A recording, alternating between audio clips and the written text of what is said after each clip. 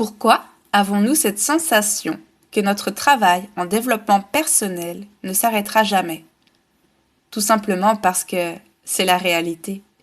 Et oui, si vous saviez tout, vous ne seriez pas là. Nous aurons toujours à apprendre durant cette vie. Et d'ailleurs, n'est-ce pas ce qui est stimulant et enrichissant?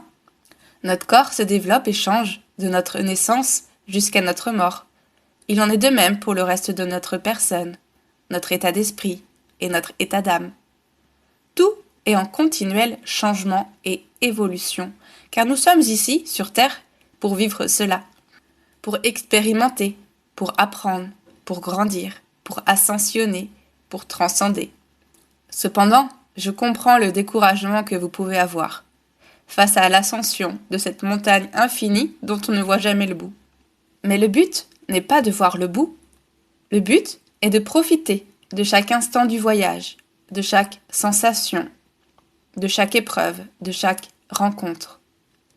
Également, je me rends compte que plus on avance dans son parcours de développement personnel, plus on apprend à se connaître, plus on trouve du sens à sa vie, moins nous vivons nos épreuves de vie avec difficulté.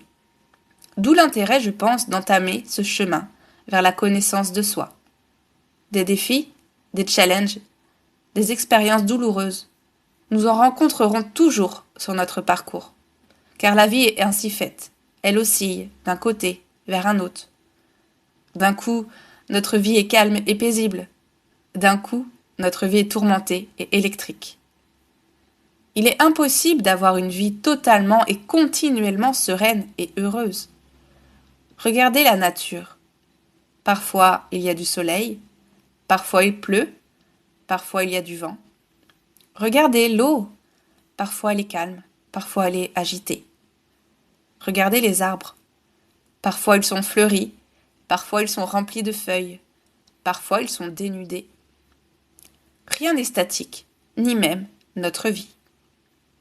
Et donc finalement, à quoi ça sert de faire un travail perpétuel sur soi? Finalement, cela sert à vivre au maximum sa vie, de façon douce et sereine. En effet, si vous mettez constamment votre énergie sur vos peurs, sur vos problèmes et sur votre rôle de victime, vous attirerez des blocages, des excuses, des peurs, et donc des problèmes beaucoup plus difficiles et complexes à résoudre.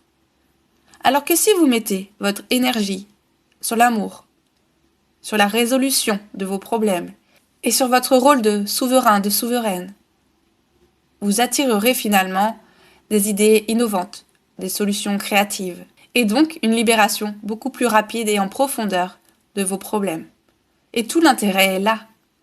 Oui, vous aurez toujours des problèmes à résoudre, mais en apprenant à vous connaître dans votre fonctionnement personnel et en prenant le temps d'analyser votre vie, vos relations et vos blessures d'hier à aujourd'hui, vous aurez davantage de connaissances, de ressources et d'outils pour franchir vos obstacles avec fluidité et avec rapidité. Par exemple, sans une connaissance de soi, vous pourriez mettre facilement plusieurs années pour vous remettre d'une séparation amoureuse douloureuse.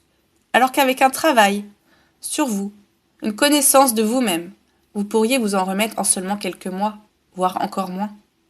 Avec un travail sur soi, finalement, on devient pleinement acteur de sa vie et on arrête de la subir. On reprend pleinement son pouvoir.